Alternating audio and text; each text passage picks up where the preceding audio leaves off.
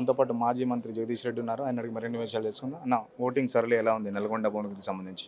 ప్రభుత్వానికి వ్యతిరేకంగా ఉంది స్పష్టంగా.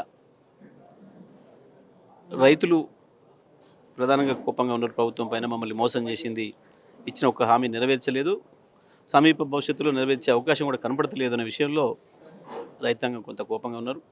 మహిళలు కూడా మాకు ఇస్తున్న 2500 కావచ్చు, గ్యాస్ కావచ్చు, ఉచిత కరెంటు విషయంలో ప్రభుత్వం మోసం చేసింది అని చెప్పి అర్థం చేసుకున్నారు. నిరుద్యోగ యువకులు కూడా నిరుద్యోగ వృత్తి ఇస్తామని చెప్పి అన్నాడు. ఇవాళ ఇప్పటికే బట్టి విక్రమార్క మాట మార్చి నేను చెప్పలేదు అని చెప్పి చెప్పడం, ఈ రకంగా విద్యార్థులను కూడా మమ్మల్ని అందరినీ మోసం చేసింది కాంగ్రెస్ పార్టీ అని చెప్పి భావనతో ఉన్నారు. తప్పకుండా ప్రభుత్వానికి వ్యతిరేకంగా ఓటు వేసిండ్రు.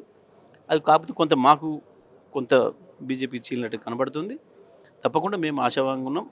2వ స్థానంలో కూడా ప్రజలు మమ్మల్ని ఆదరించడనే మేము భావిస్తూ ఉన్నాం. కేసీఆర్ బస్ టూర్ కూడా మీ దగ్గర నుంచి స్టార్ట్ అయింది. కేసీఆర్ బస్ టూర్ మీకు ఎంత దోహదపడింది అనుకోని చెప్పచ్చు? తప్పకుండా కేసీఆర్ గారు వచ్చిన తర్వాత ఒక విశ్వాసం పెరిగింది, కార్యకర్తల్లో విశ్వాసం పెరిగింది. ప్రజల్లో కూడా కేసీఆర్ గారు ప్రభుత్వం యొక్క వైఫల్యాలను ఏదైతే పూసగుచ్చినట్టు చెప్పిండ్రో ప్రజలకు మరింత అర్థమైంది. తప్పకుండా అది మాకు ఉపయోగపడింది. రేవంత్ రెడ్డి తాజాగా మీపై ఆరోపణలు చేస్తున్నాడు. బీఆర్ఎస్ ఏజెంట్లు కొందరు మా దగ్గర ఉన్నారు, కావాలని కరెంటు కోతలు సృష్టిస్తున్నారని రేవంత్ రెడ్డి ఆరోపిస్తున్నారు. రేవంత్ చేతగాని పరిపాలనకి నిదర్శనం అది. పరిపాలన రేవంత్తో సాధ్యం కాదని, అది అర్థం కూడా కావట్లేదని స్పష్టంగా ఆయన మాటలు చెప్తా ఉన్నాయి. ఇది పిరికివాడు పారిపోయేవాడు మాట్లాడే మాట్లాడేటువంటివన్నీ కూడా. ప్రభుత్వం నీ చేతిలో ఉంది. ఏమైనా ఎక్కడైనా కుట్ర జరిగితే బయట పెట్టాల్సిన బాధ్యత నీ పైన ఉంది. అదే అధికారులు గతంలో బ్రహ్మాండంగా ఒక నిమిషం విద్యుత్ కూడా పోకుండా వ్యవసాయ రంగంతో సహా అన్ని రంగాలకు నాణ్యమైన విద్యుత్తును అందించిన అధికారులు వాళ్ళందరూ కూడా.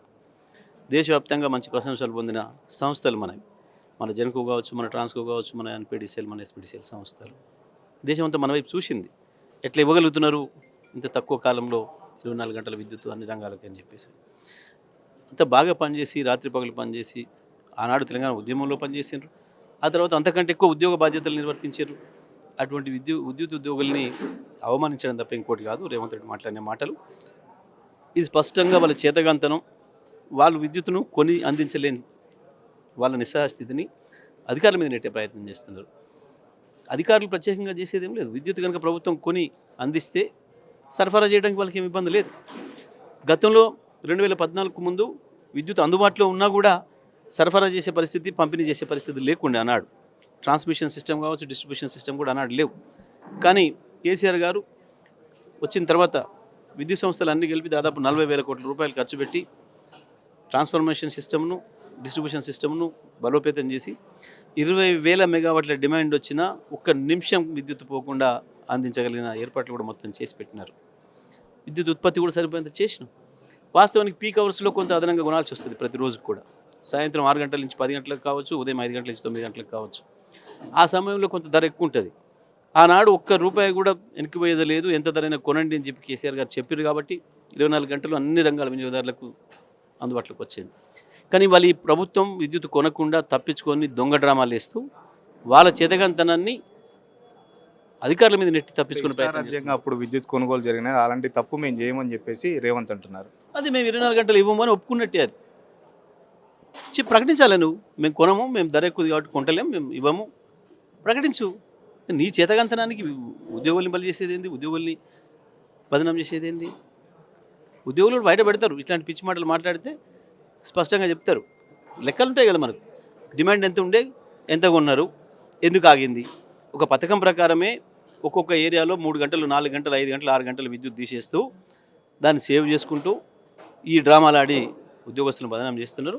మన ఉద్యోగస్తులు దేశానికి అంతా కూడా ఆదర్శంగా ఉండే పద్ధతిలో పనిచేసారు. విద్యుత్ యాదాద్రి గతంలో మీరు విద్యుత్ శాఖ మంత్రి చేశారు.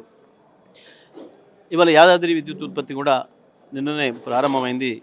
2 యూనిట్లు లైట్ ఆఫ్ చేసి చెప్పి వార్తలు వచ్చినాయి. సంతోషం. వాస్తవానికి అది కేసీఆర్ గారి యొక్క ఆలోచన. మా సిఎండి, జెన్కో సిఎండి నుంచి మా కింది స్థాయి వరకు డైరెక్టర్లు, కింది స్థాయి అధికారులు, ఇంజనీర్లతో సహా అందరి కృషి అది. ఒకవైపు కుతంత్రాలు జరిగి ఎన్జిటిలో కేసులు వేసి కేంద్ర ప్రభుత్వం సహాయ నిరాకరణ చేసి, ఇంకొక వైపు కరోనా వచ్చిన సందర్భంలో ఇతర రాష్ట్రాల కార్మికులందరూ కూడా పారిపోయి ఇబ్బందులు పడ్డ సందర్భంలో దాన్ని కార్మికులకు కూడా విశ్వాసం కలిగించి ఒక నెల రోజుల్లోనే ఆసుపత్రి నిర్మాణం చేసి డాక్టర్లు సిబ్బందిని కూడా అందరిని కూడా ఏర్పాటు చేసి స్వయంగా వాళ్ళందరికీ ఒక విశ్వాసాన్ని కల్పించి చేసిన కృషి ఫలితమే ఇవాళ ఆ ప్రాజెక్టు పూర్తయింది. మరి ఈ సందర్భంగా నేను దాంట్లో భాగస్వాములైన ప్రతి ఒక్కరికి కూడా నేను అభినందనలు తెలియజేస్తా ఉన్నా. ఇది మనందరి కృషి, మనందరి కష్టం. భారతదేశంలోనే ఒక గొప్ప గర్వించదగ్గ ఒక ప్లాంట్ అక్కడ రావడం, ఉత్పత్తి కేంద్రం రావడం, ఇవాళ మిర్యాలగూడ ప్రాంతానికి కావచ్చు, నల్లగొండ జిల్లాకు కావచ్చు, ఒక ఆర్థిక అభివృద్ధి కేంద్రం అవుతుంది. అది అనేక ఉద్యోగాలు ప్రత్యక్షంగా పరోక్షంగా వేలాది ఉద్యోగాలు సృష్టించబడతాయి. ఆ ప్రాంత ఆర్థిక ముఖ చిత్రమే మారిపోతుంది.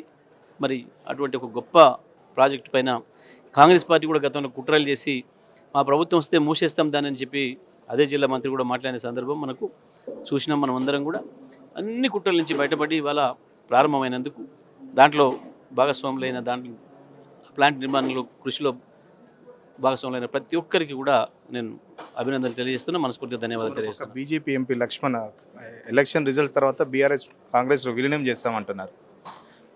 బీజేపీని చేస్తామని చెప్పే హక్కు ఉంది ఆయనకు, కానీ బీఆర్ఎస్ గురించి చెప్పే హక్కు ఆయనకి ఇక్కడిది.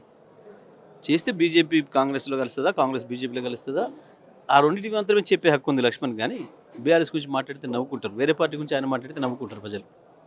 అదైనా అవివేకం అనుకోవాలో అజ్ఞానం అనుకోవాలో ప్రజలు నిర్ణయిస్తారు.